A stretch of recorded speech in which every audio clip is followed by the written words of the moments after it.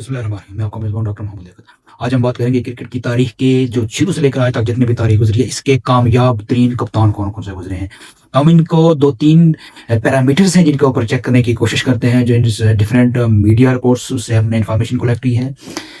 एक वो पहले नंबर पे वो आते हैं जिन्होंने ना सिर्फ मैच जीते हैं, कामयाब तरीके से कप्तानी की है, बल्कि ऐसा असर छोड़ा है जिनको इंटरनेशनली पूरी दुनिया एज़ ए इंस्पिरेशनल लीडर के तौर पे मानती है। पूरी दुनिया उनको अपना लीडर के मानती है खेल के मैदान में। एक वो रवैया है, दूसरा है जिन्होंने सबसे ज़्यादा जीत हासिल की है अपनी टीम की, नंबर ऑफ मैचेस जीते हैं और तीसरे ऐसे हैं जिन्होंने अपनी टीम को बहुत ज़्यादा क्रेडिट दिया है।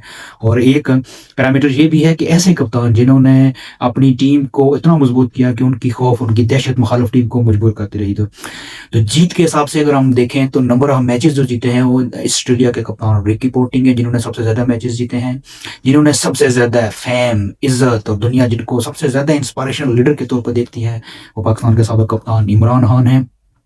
और जिन्होंने अपनी टीम को बहुत जोड़ के रखा, क्रेडिट दिया है और जिनको कैप्टन कूल कहा जाता है, वो हिंदुस्तान के महेंद्र सिंह धोनी हैं।